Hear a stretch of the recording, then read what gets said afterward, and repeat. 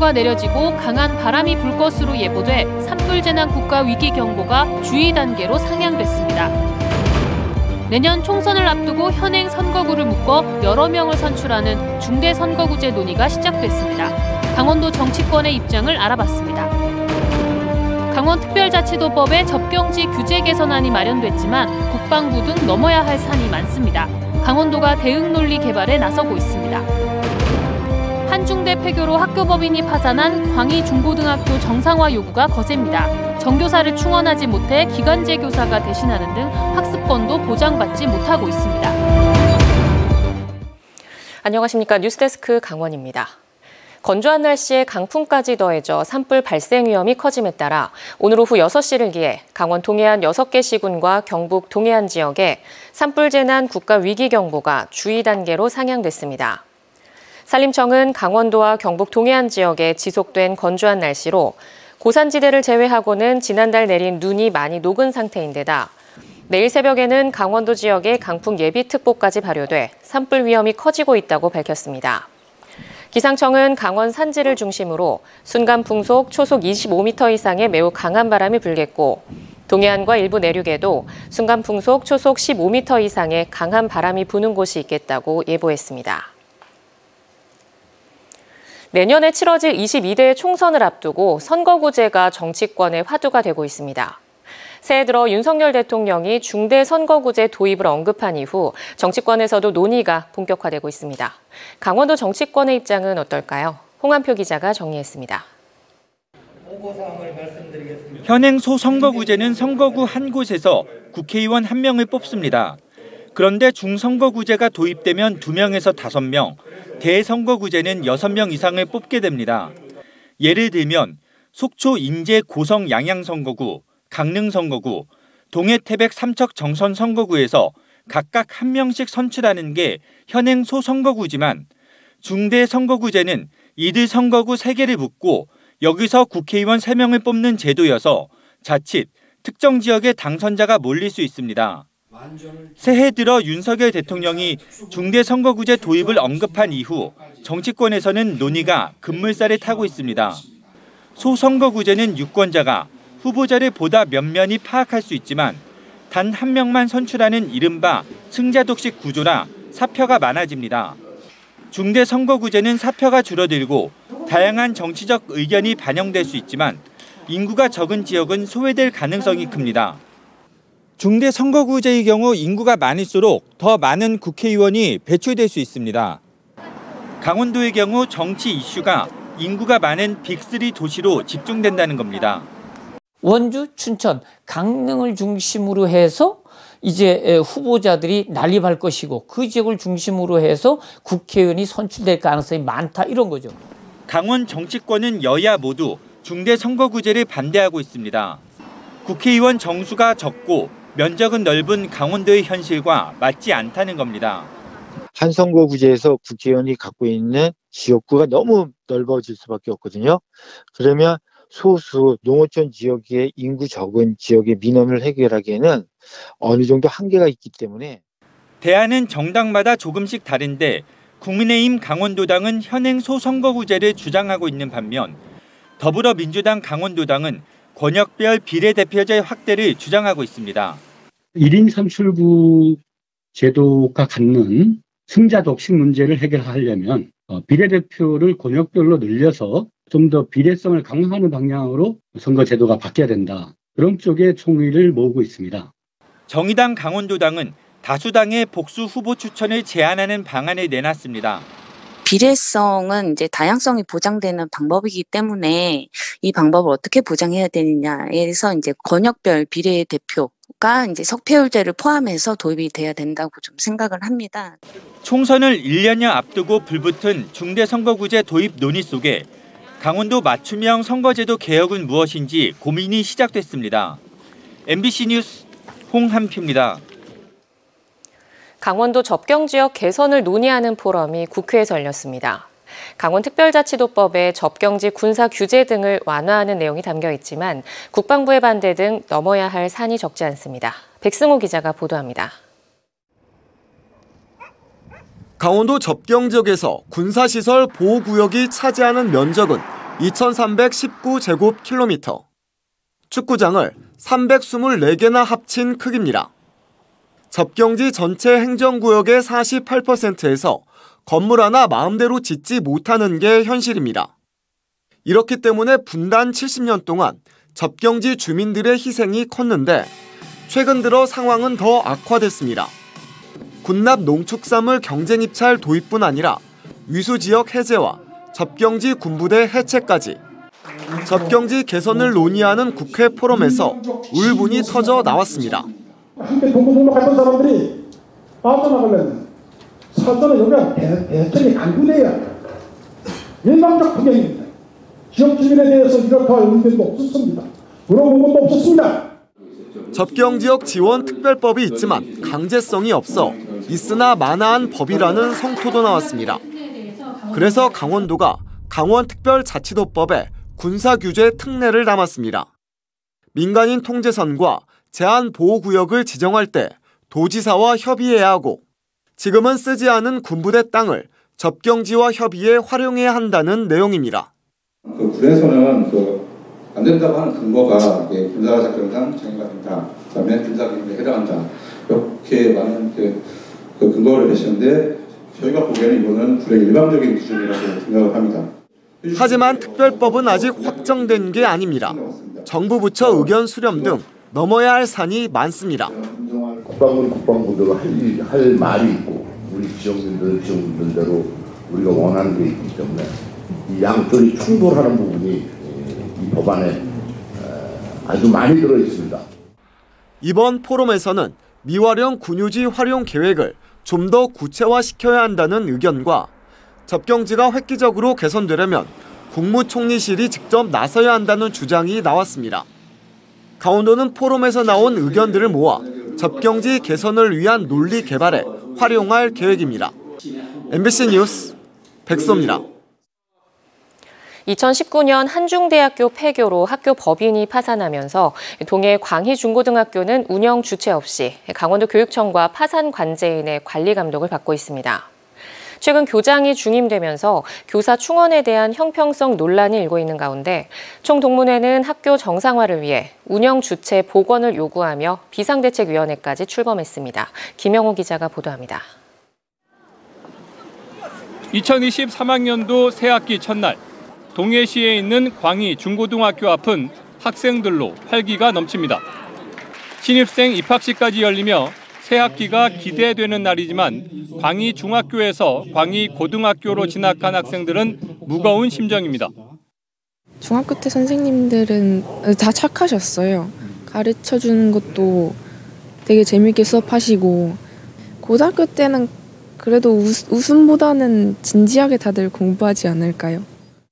4년 전 학교법인 광희학원의 파산으로 퇴직한 교사의 자리를 정교사가 아닌 기간제 선생님으로 충원하며 학생과 선생님 모두 안정적인 학습권을 보장받지 못하고 있습니다.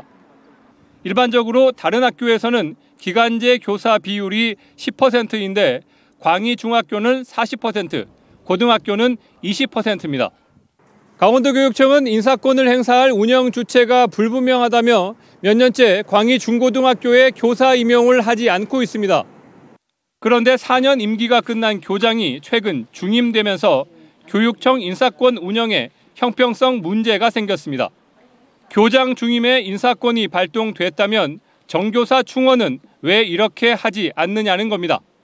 총동문회 측은 도교육청 차원에서 한시적으로 학교 운영 주체를 설치해 학습권을 보장하고 교직원 피해를 최소화해 달라고 요구하고 있습니다.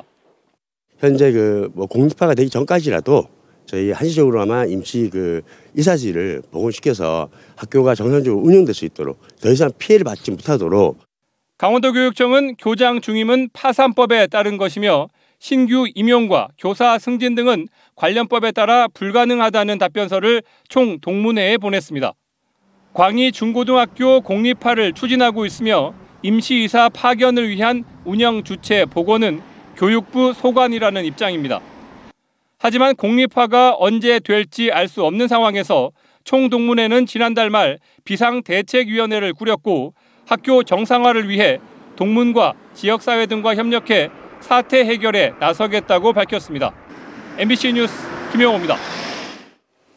평창 태기산 능선에 서 있는 2메가와트급 풍력 발전기에서 불이 났습니다.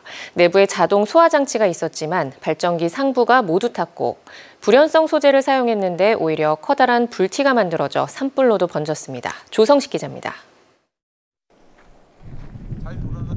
해발 1261m 태기산, 능선을 따라 삐죽삐죽 박혀있는 거대한 풍력 발전기들 사이로 검게 그을린 것이 눈에 띕니다. 발전기 부분은 모두 불에 탔고 날개도 일부 녹아내려 위태로운 모습입니다.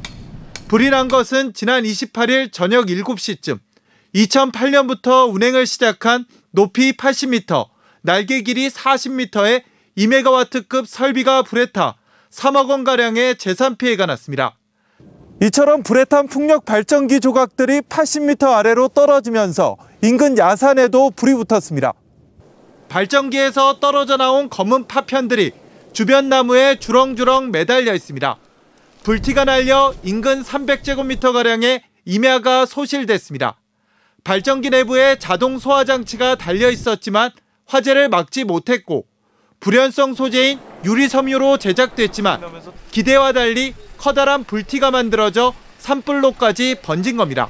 보니까는 불연제예요. 3년째 지금에도 불구하고 붙어서 땅까지 떨어졌더라고요. 다행히 눈이 있어서 확산은 안 되고.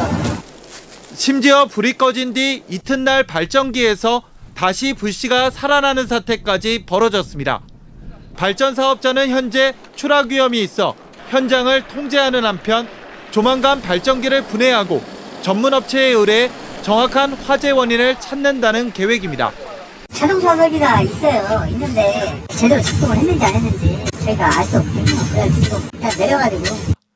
하지만 발전기에 포함된 화재 예방 대책이 무기력함을 여실히 드러내면서 기계 결함 등 안전성 문제가 다시금 도마에 오르고 있습니다.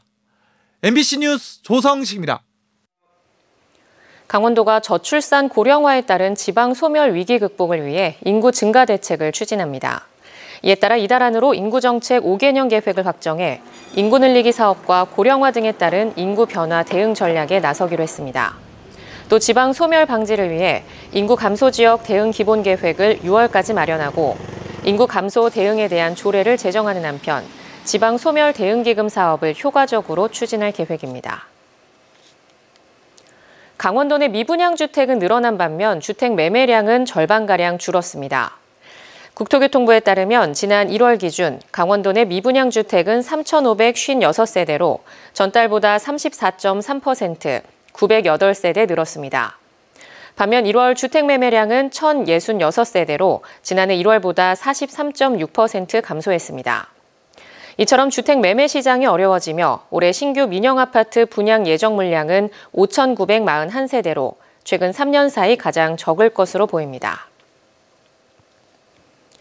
정순신 변호사 아들 학교폭력 사건이 논란을 빚고 있는 가운데 최근 3년간 강원도 내 학교폭력 가해 학생 3명 중 1명이 교육청을 상대로 행정소송을 제기해 승소한 것으로 나타났습니다.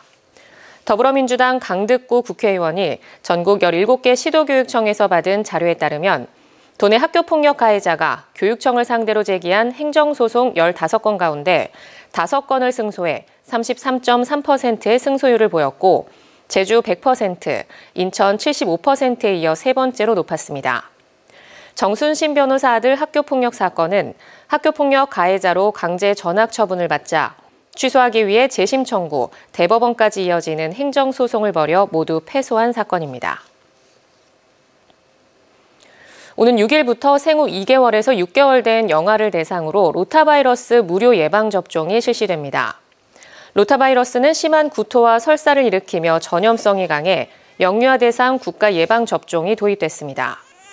1차 접종은 생후 2개월부터 가능하고 2, 3차 접종은 8개월 전에 완료해야 하며 주소지와 상관없이 예방접종 누리집에서 가까운 위탁의료기관이나 보건소를 확인해 무료 접종할 수 있습니다. 어제까지 보름 연속 도내 코로나19 확진자 수가 300명 이하를 기록한 가운데 오늘도 오후 6시 기준 217명이 확진됐습니다. 시군별로는 강릉 25명, 동해 10명, 속초 8명 등으로 누적 확진자 수는 89만 8천 명을 넘었습니다. 확진자 수가 안정적으로 유지되면서 병상 가동률은 10.9%까지 떨어져 119개 병상 가운데 13개만 사용 중이고 동절기 추가 접종률은 16.8%로 집계됐습니다. 대부분의 학교가 개학한 오늘부터 아동 안전지킴이 650명이 도내 초등학교 통학로에서 순찰 등 안전활동을 시작했습니다. 강원도 자치경찰위원회와 강원경찰청은 오는 12월까지 10개월 동안 아동범죄 사건이 가장 많이 발생하는 낮 12시부터 오후 5시까지 통학로 주변과 골목길, 학원가 등 아동범죄 취약 지역에 안전지킴이를 배치합니다. 이들은 아동들의 안전을 보호하고 청소년들의 비행과 탈선을 지도하는 역할을 맡습니다.